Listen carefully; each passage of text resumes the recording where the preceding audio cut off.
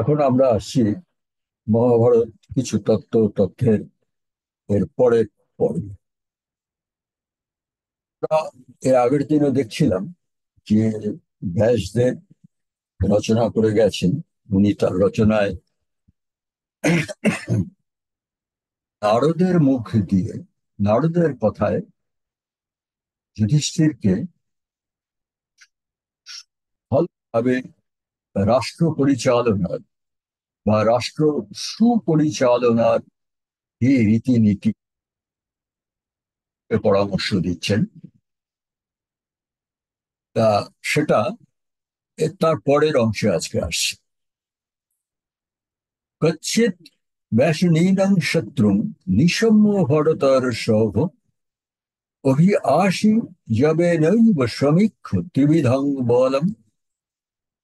বলছেন, যদি তোমার শত্রু ব্যাসনে মত্ত থাকে, এরকম যদি কখনো খবর পাও, তবে তখনই তার ত্রিবিধ শক্তির সমীক্ষা করে, এই রাজার কত রকম শক্তি আছে এগুলো আগে বলা হয়েছে, ব্যাসদেব বলেছেন, তার ত্রিবিধ শক্তির ভালো করে খোঁজ খবর সমীক্ষা নিয়ে তখন সবেগে তার রাজ্য আক্রমণ করো তো, কারণ সেই হচ্ছে শত্রুর রাজ্য আক্রমণ করার ভালো সময়। তারপরে বলছেন, যাত্রা মারভস দিষ্টা প্রাপ্ত কালম অরিন্দম পশ্চিমূলং চ বিজ্ঞায় ব্যবসায়ং পরাজয় বলস্য চ মহারাজ দত্তা বেতনমগ্রত।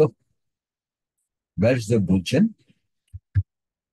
তিনি শত্রুর ও নিজের পার্শ্বমূলের বা রাজমণ্ডলের 12 জনের সম্বন্ধে ভালো খবরের খোঁজ খবর নিয়ে, এখানে হচ্ছে কথা হচ্ছে আমাদের যুদ্ধ নীতি বা যুদ্ধ শাস্ত্রের যে আলাদা গ্রন্থ আছে, সেখানে বলেছে যে রাজা যখন যুদ্ধক্ষেত্রে যাবেন নিজে, তখন একা হঠাৎ ঘোড়ায় চড়ে তলোয়ার নিয়ে বেরোলেন তা নয়। রাজাকে ঘিরে আরো 12 জন থাকবে। এই রাজাকে ঘিরে যে 12 জনের একটা পরিমণ্ডল, 12 জন মহাবীরের পরিমণ্ডল, তাকে বলে রাজমণ্ডল বা পার্শ্বমূল। বলছেন যে তুমি শত্রুর সেই পার্শ্বমূলে কারা আছেন এবং নিজের পার্শ্বমূলে কারা আছেন তাদের সম্বন্ধে ভালো করে খোঁজ খবর নিয়ে তবেই নিজের গোপন করণীয় পরিকল্পনা করো তো। মানে হঠাৎ মনে হলো যুদ্ধ করি, যুদ্ধ করতে না গিয়ে সমস্ত খোঁজ খবর নিয়ে তবেই নিজের যে গোপন করণীয়, রাজার কিছু গোপন করণীয় আছে, সেটা আমরা দেখব। সেই করণীয় গুলো কিভাবে করতে হবে, সেই পরিকল্পনা, সেই প্ল্যানিংটা শুরু করে দাও তো। তারপরে বলছি, যখন দেখো বিনাশের মূল কারণ যে ব্যসন, মানে বিলাস ব্যসনই হচ্ছে যে কোনো জাতির মূল কারণ, বিনাশের কারণ। এটা রোম সাম্রাজ্য ওইভাবেই ধ্বংস হয়েছিল, মুঘল সাম্রাজ্য ওইভাবেই ধ্বংস হয়েছিল, সব সাম্রাজ্য ওইভাবেই ধ্বংস হয়েছে। তখন দেখো যে তোমার শত্রু বিলাস ব্যসনে মত্ত, কিন্তু সেই বিলাস ব্যসনের বিস্তার তোমার নিজের পক্ষে কম আর শত্রু পক্ষে বেশি, তখনই তুমি শত্রুকে আক্রমণ করো তো। আবার বলছেন, নিজের সৈন্যদের অগ্রিম বেতন দিয়ে, কারণ সৈন্যদের যদি কাজে লাগাতে হয় তাদের অগ্রিম বেতন দিয়ে তখন তুমি শত্রুকে আক্রমণ করো তো। এবারে দেখা যাক এই রাজমন্ডল জিনিসটা কি, আর রাজার গোপন করণীয় কর্ম কি, আর যে কোনো রাষ্ট্রের বিলাস ব্যসন এগুলো কি। এগুলো কিন্তু আমাদের বিভিন্ন যুদ্ধ শাস্ত্রে বিস্তৃত করে লেখা আছে। দেখা যাক বা রাজমন্ডল কি হচ্ছে। রাজা যখন যুদ্ধ যাবেন, তখন রাজার আগে প্রথমে থাকবে দুপাশে 2 জন শত্রুর শত্রু, মানে রাজা যে শত্রুকে আক্রমণ করেছে তার 2 জন শত্রু কে খুঁজে বার করতে হবে এবং তাদের ডেকে এনে নিজের পক্ষে যুদ্ধে লাগাতে হবে, এবং তারা থাকবে রাজার দুপাশে। সেই যে শত্রুর শত্রু, তাদেরকে পিছন থেকে রক্ষা করবে আবার তাদের দুজন মিত্র বা বন্ধু। আর সেই যে মিত্র বা বন্ধু, তাদেরও পিছনে থাকবে আগের দুজনের বন্ধু। আর সবার পিছনে থাকবেন রাজা।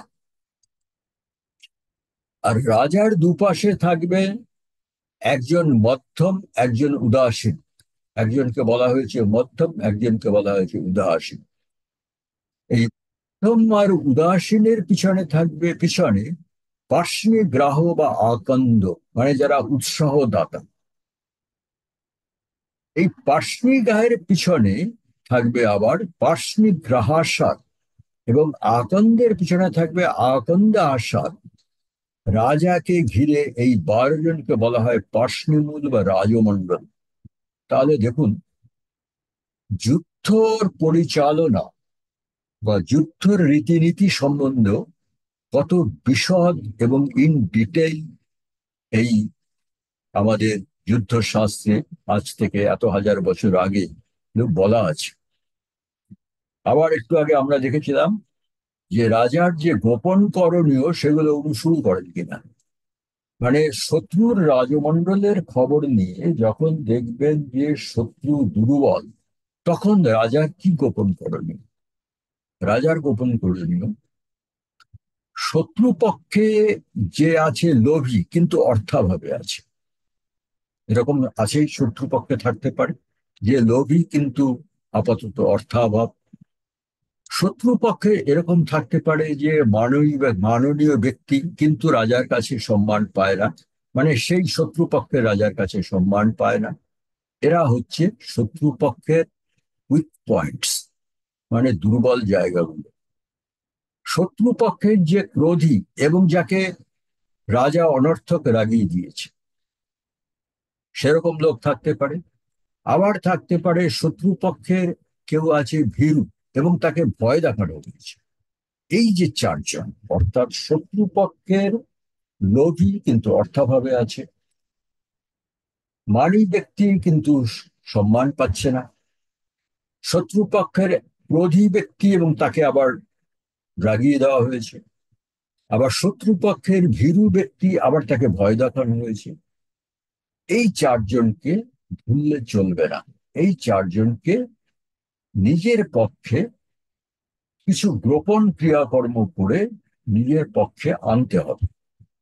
আর বলছে, রাজার নিজের পক্ষেও তো এরকম লোক থাকতে পারে। যদি কেউ থাকে, তবে সত্য শীঘ্র তার প্রতিকার করা। আর বলছে, একটু আগে আমরা দেখেছি, যে কোনো রাষ্ট্রের যে বিনাশের মূল যে ব্যাসন, সে কিরকম। একটা হচ্ছে আধিদৈবিক ব্যাসন, মানে শত্রুপক্ষের বা নিজ পক্ষের রাষ্ট্রের যে বিনাশ, কিছু দৈব ঘটনায় বিনাশ হয়। অগ্নিকাণ্ড, জল মানে প্লাবন, বা এরকম কিছু ব্যাধি, অসুখ বিসুখ, দুর্ভিক্ষ, মহামারী, এগুলো হচ্ছে আধিদৈবিক ব্যাসন। যাতে শত্রুপক্ষ নিজ পক্ষ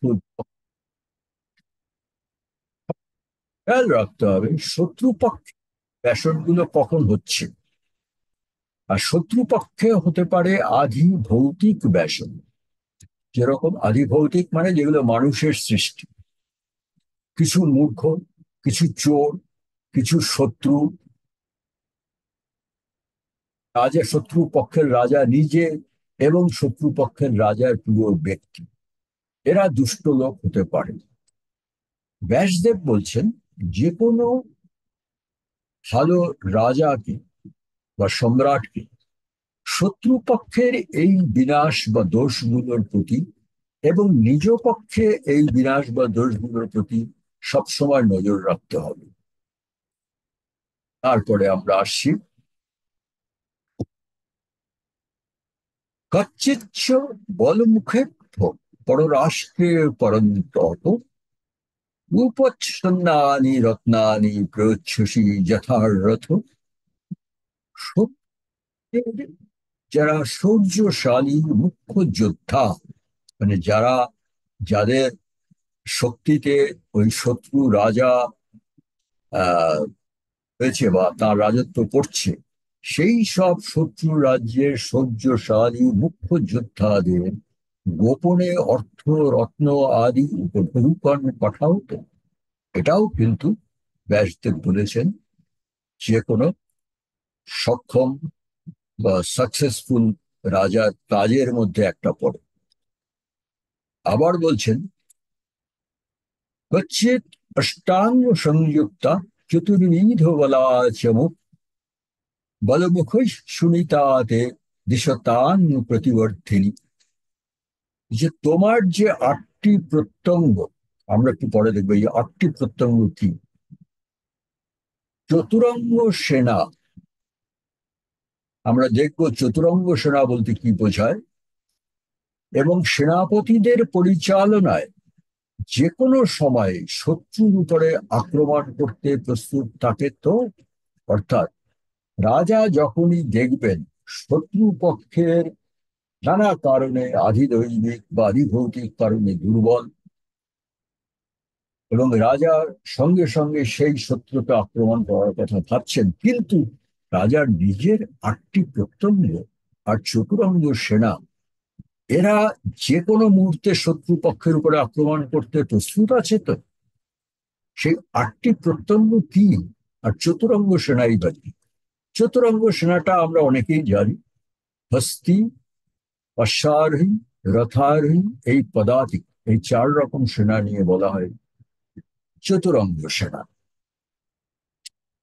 আর সেনা দলের যে আটটি প্রত্যঙ্গ, যে কোনো সৈন্য দল যখন যুদ্ধে লিপ্ত হচ্ছে বা এমনকি শান্তির সময়ও যখন, আমাদের দেশেরও যে কোনো দেশের আর্মি শান্তির সময়ও যখন যুদ্ধের মহড়া দিচ্ছেন বা যখন সত্যি যুদ্ধে লিপ্ত, তখন সেই সৈন্য দলের আটটি অতি জরুরি প্রত্যঙ্গ আছে, সেগুলো রাজাকে সবসময় খেয়াল রাখতেন। কি? সৈন্য দল যারা যুদ্ধে লিপ্ত, তাদের ধনরক্ষক, তাদের ধন বা অর্থ যে রক্ষা করছে, এখান থেকে যেন চুরি না হয়। সৈন্য দলের ভান্ডার রক্ষক, মানে সৈন্যদল যারা যুদ্ধে লিপ্ত তাদের রসদ যে রক্ষা করছে, সৈন্য দলের সঙ্গে চিকিৎসক, সৈন্য দলের সঙ্গে গুপ্তচর, এমনকি পাচক, যারা সৈন্য দলের, তারা যখন যুদ্ধে লিপ্ত তাদের খাবার রান্না করে সরবরাহ করছে, সৈন্য দলের সেবক, আজকে বলা যায় যারা নার্স, যারা আহত সৈন্যদের সেবা করবে, সৈন্য দলের হিসাব রক্ষক, দলের প্রহরী। প্রহরী হচ্ছে যারা যুদ্ধে নিজে লিপ্ত নয়, কিন্তু যারা যুদ্ধ করছে তাদের পাহারা দিচ্ছে। এই হচ্ছে সৈন্য দলের আটটি প্রত্যঙ্গ।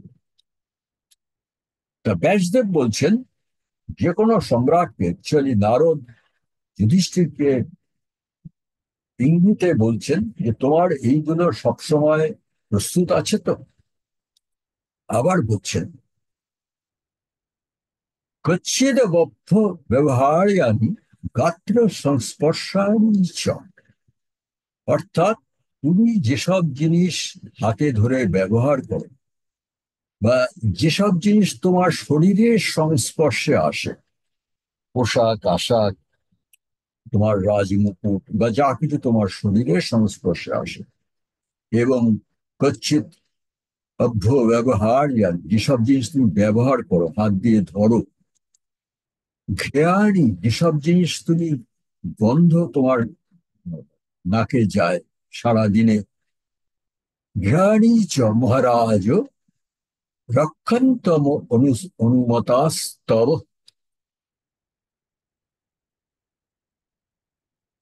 তোমার ভোজন, তোমার বস্ত্র অলংকার ইত্যাদি তা তোমার গাত্র স্পর্শ করে,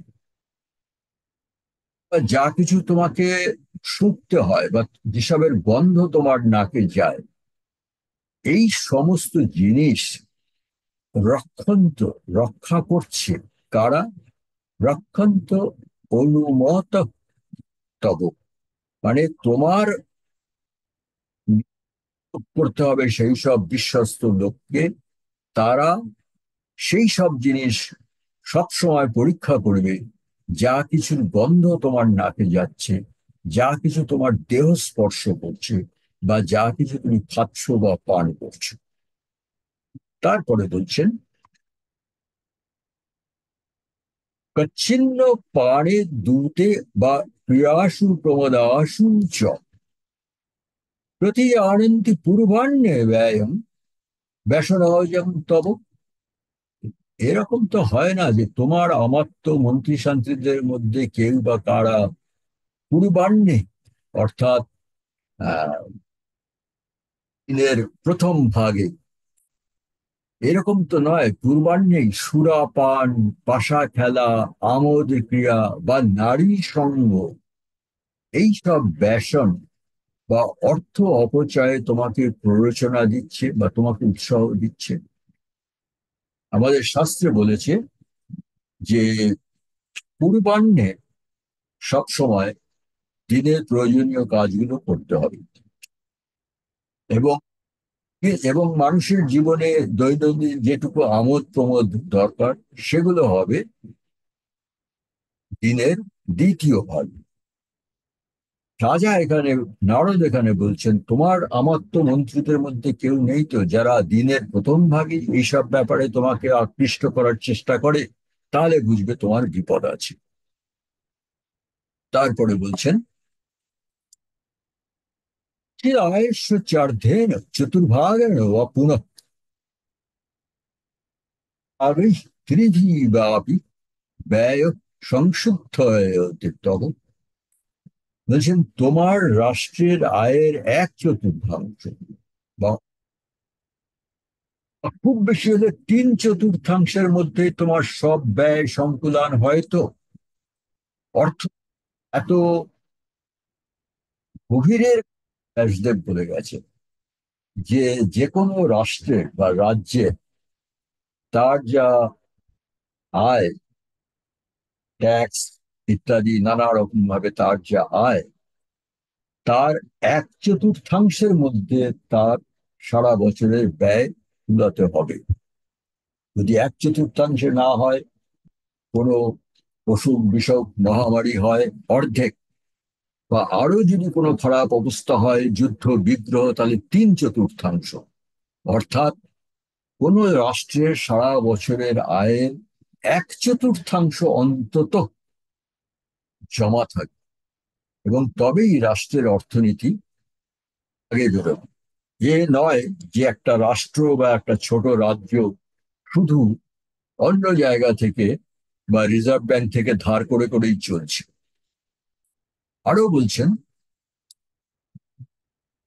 কচ্ছিত আয় ব্যয় যুক্ত সর্বে গণক লেখকা অনিতিষ্ঠন্তি পূর্বাহ্নে নিত্যমায়ং ব্যয়ং তব। আর যারা আয় ব্যয়ের হিসাব রক্ষক, অর্থাৎ বর্তমান যুগে একটা রাষ্ট্রের রিজার্ভ ব্যাংক, তারা প্রতিদিন পূর্বাহ্নে, অর্থাৎ দিনের প্রথম ভাগেই তোমার দৈনিক আয় ব্যয়ের হিসাব পেশ করে তো। এত কথা ব্যাসদেব লিখে গেছেন যে রাষ্ট্রের অর্থনীতি যদি পরিচালনা করতে হয়, তাহলে দেশের অর্থনীতির দায়িত্ব যাদের হাতে আছে, তারা প্রতিদিন পূর্বাহ্নে সেই দিনের এবং আগের দিনের সমস্ত আয় ব্যয়ের হিসেব পেশ করবে। তা দৈনন্দিন হতে থাকবে। এটা নয় যে সারা বছরের শেষে দেখা গেল চারিদিকে শুধু ধার আর ধার, এরপরে আর সরকারি কর্মচারীদের মাইনে দেওয়ার পয়সা নেই। আরো বলছেন ব্যাসদেব, কচ্ছিন্ন লুব্ধই বা কুমারই স্ত্রী বলেন বা তয়া বা পীড়রতে রাষ্ট্রং কচ্ছিত তুষ্টা কৃষি বলা, বলছেন তোমার রাজ্যে চোর বা লোভী, চৌরই লুব্ধই বা, তোমার রাজ্যে যেসব চোর বা লোভী থাকতে পারে, এমনকি ব্যাসদেব বলছেন কুমার, তোমার নিজের বাড়ির রাজকুমাররা, এবং বলছেন স্ত্রী বলেন বা, তোমার রাজ অন্তঃপুরে তোমার রানীরা বা তার সাঙ্গপাঙ্গরা, বা তুমি নিজে, সাধারণ প্রজাদের কোনো পীড়ার কারণ নও তো। তোমাকে সবসময় মনে রাখতে হবে তুমি নিজে, তোমার কোনো সাঙ্গ পাঙ্গ আমাত্য বা তোমার রাজপুত্র, অথবা এমনকি তোমার রাজ অন্তঃপুরের স্ত্রী, স্ত্রীলোক তোমার প্রজাদের অশান্তির কারণ নয় তো। যে জিনিসটা আজকাল দেখা যায়, যে কোনো শাসকই এই জিনিসটার প্রতি কখনোই নজর দেয় না, এবং আমরা দেখেছি, আমরা যতটা শাসকের থেকে ভীত, তার থেকে তার সাঙ্গপাঙ্গদের থেকে বেশি ভীত। আরো বলছেন তুষ্টা কৃষি বলা, তোমার রাজ্যের যে কৃষি বল, কৃষকরা, তারা সন্তুষ্ট তো। কিন্তু কৃষকরা যদি সন্তুষ্ট না হয়, তাহলে এবছর যেমন তেমন, সামনের বছর তো রাজ্যে কোনো অন্ন জুটবে না। আরো বলছেন কচ্ছিদ রাষ্ট্রে তরাগাণি পূর্ণানি চ বৃহন্তি চ ভাগস বিনিবিষ্টানি চ কৃষির দেব মাতৃকা। রাজ্যের সর্বত্র বড় বড় দিঘি খনন করা হয়েছে তো, কৃষি জলের অপেক্ষায় থাকে না তো। একথাও ব্যাসদেব বলে গেছে 7,000 বছর আগে, যে কৃষি কাজ শুধু গ্রীষ্মকালের আশায় থাকলে তো হবে না। অর্থাৎ সেচ বিভাগ, রাজ্যের সেচ বিভাগ, যারা কৃষি জমিতে সেচের পরিকল্পনা করবে, তার ব্যবস্থা করবে, সেসব আছে তো। আরো বলছেন কচ্ছিন্ন ভক্তং বীজং চ কর্ষকস্যাবশীদতি প্রত্যেকং চ শতং বিদ্ধয়া দ্বাদশ ঋণম অনুগ্রহ। প্রথম লাইনটা দেখি, কচ্ছিন্ন ভক্তং বীজং চ কর্ষকস্য অবশীদতি। বলছি কৃষকদের বীজ বা উৎপন্ন শস্য নষ্ট হয় না তো, এটাও সম্রাটকে, রাজাকে দেখতে হবে। আর বলছেন প্রত্যেক শতং বৃদ্ধয়া তদাশ ঋণম অনুগ্রহম, তুমি অনুগ্রহ করে কৃষকদের 1% হারে ঋণ দাও তো। একথাও ব্যাসদেব বলে গেছেন। যারা কৃষক, সাধারণত দেখা যায় 7,000 বছর আগেও ছিল, এখনো তাই আছে, তারা অর্থনীতিতে অনেক পিছিয়ে পড়া, কিন্তু তাদের উপরই দেশের অন্ন সংগ্রহ, অন্ন সরবরাহ নির্ভর করে। দেওয়া হবে 1% ইন্টারেস্টে, অর্থাৎ অনেক কম সুদে তাদের কৃষি ঋণ দেওয়া হবে। কালচারাল লোন যেটাকে বলে, এগ্রিকালচারাল লোনের রেট অনেক কম। অবশ্য এটা দেখা যায়, এগ্রিকালচারাল লোনের অনেক রকম অপব্যবহারও হয়, কিন্তু ব্যাসদেব 7,000 বছর আগে বলেছেন যারা কৃষি কাজে লিপ্ত, তাদের ঋণ দিতে হবে।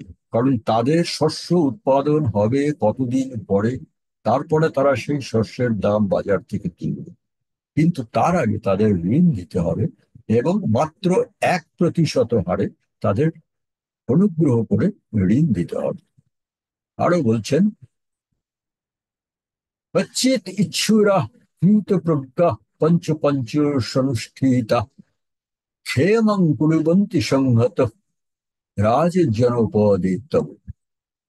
যে তোমার সমস্ত জনপদ ও গ্রামে, মানে সমস্ত রাজ্যে, প্রত্যেক গ্রামে, প্রত্যেক জনপদে অন্তত 5 জন করে কর্তব্যপরায়ণ স্বেচ্ছাসেবী, এই চিন্তাও ব্যাসদেব করে গেছেন, যে রাজাকে প্রত্যেক গ্রামে গ্রামে প্রত্যেক গ্রামে অন্তত 5 জন করে স্বেচ্ছাসেবী, যেটাকে বলা হয় এনজিও, যারা স্বেচ্ছাসেবী সংস্থা এবং কর্তব্যপরায়ণ স্বেচ্ছাসেবী সংস্থা, তাদের জনহিতকর কাজে লাগাতে হবে এবং সংগঠনে নিয়োজিত করতে হবে। অর্থাৎ প্রত্যেক গ্রামে গ্রামে অন্তত 5 জন করে কর্তব্যপরায়ণ স্বেচ্ছাসেবী থাকবে, যারা জনহিতকর কাজে লিপ্ত থাকবে এবং নানা রকম সংগঠনে নিয়োজিত থাকবে।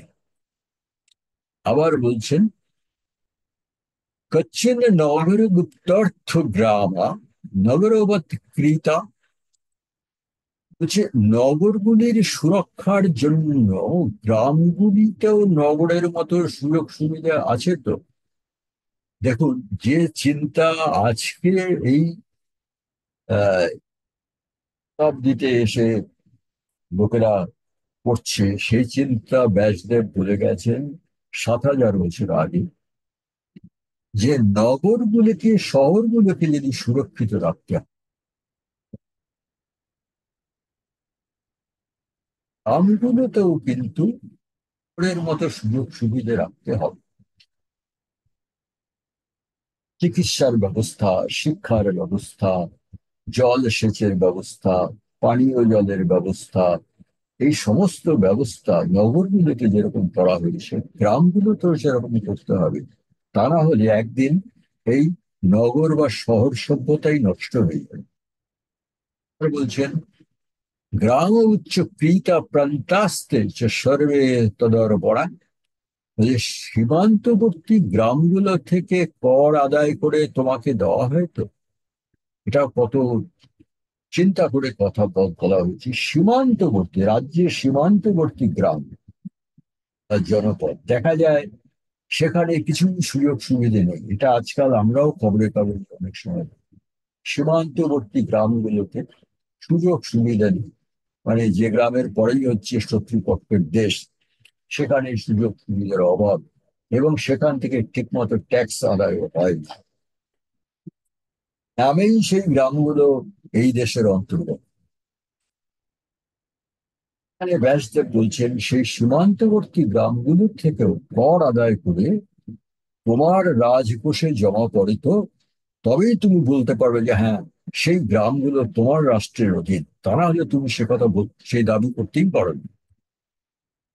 তারপরে বলছেন, কচ্ছিৎ স্ত্রী সন্তোষী কচ্ছিৎ তাস্য সুরক্ষিতা। এখানে খুব প্রয়োজনীয় কথা ব্যাসদেব বলেছেন। কচ্ছিৎ স্ত্রী সন্তোষী কচ্ছিৎ তাস্য সুরক্ষিতা। তোমার অন্তঃপুরে সুরক্ষিত আছেন তো। তারপরে বলছেন, কচ্ছিন্ন স্রোতধস্য কচ্ছিৎ গুচ্ছন্ন ভাষসে। তারা সুরক্ষিত আছে তো, প্রয়োজনে তুমি তাদের সান্ত্বনা দিয়ে তুষ্ট রাখো তো। তারপরে বলছেন, কচ্ছিন্ন স্রোতধস্যাসন কচ্ছিৎ গুচ্ছন্ন ভাষসে।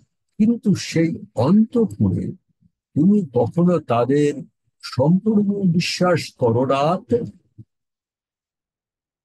অন্তঃপুরে যারা আছেন, যে স্ত্রী লোকেরা, তাদেরকে তুমি চাপ দিয়ে বা শাস্তি দিয়ে কখনো তথ্য বা সংবাদ সংগ্রহ করতে পারবে না। সুতরাং এটা সবসময় সম্ভব অন্ত কিছু কার্যক্রম চলতে পারে।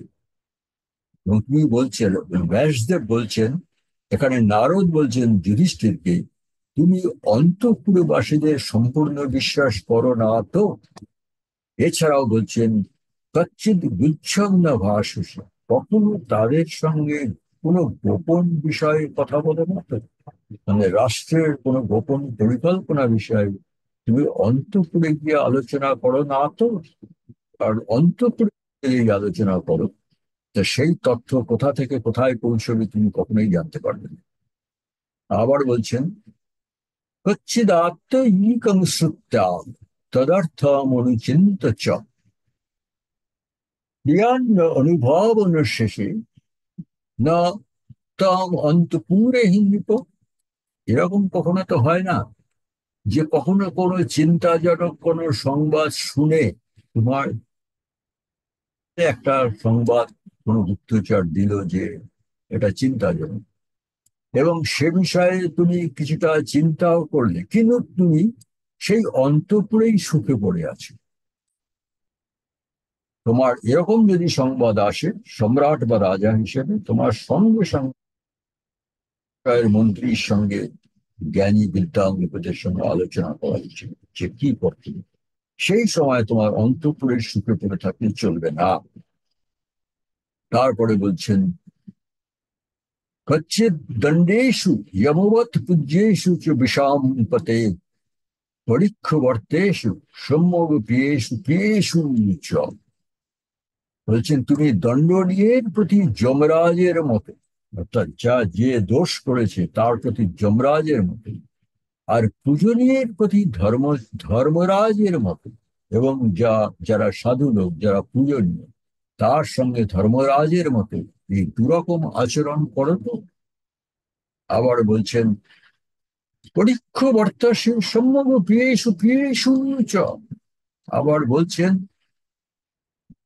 প্রথমে বললেন তুমি দণ্ডনীয়ের প্রতি যমরাজের মতো আর পূজনীয় রাজের মতো আচরণ করো তো। আবার বলছেন, কিন্তু কে দণ্ডনীয় আর কে পূজনীয়, আবার প্রিয় বা কে অপ্রিয়, আচরণের যোগ্য, কার সঙ্গে কিরকম আচরণ করতে হবে তাকে আগে সম্যক পরীক্ষা করে নেওয়া তো। মানে তুমি দণ্ডনীয়ের প্রতি যমরাজের মতো আচরণ করবে, অবশ্যই পূজনীয়ের প্রতি ধর্মরাজের মতো আচরণ করবে, কিন্তু জাস্ট লোকের কথা শুনে বা কোনো মন্ত্রীর কথা শুনেই সেটা করে ফেললে সেরকম করো না তো। তুমি নিজে সমস্ত খবরাখবর নিয়ে তবেই সেই আচরণ নির্দেশ করো তো। এইভাবে ব্যাসদেব একটা আরো রাষ্ট্রনীতির কথা এবং বলে যাচ্ছেন, তার মধ্যে তুমি অর্থনীতি, সমাজনীতি সব কিছু এর মধ্যে আছে। সেই সেই কথাই ফিরে আসে, যা নেই ভারতে তা নেই ভারতে। মানে যা এই ভূভারতে নেই তা মহাভারতে, আর যা মহাভারতে নেই তাই ভূভারতেও নেই। যাই হোক, এই জিনিসটা চলছে। এর পরের দিনে আমরা এর পরের অংশটা দেখব।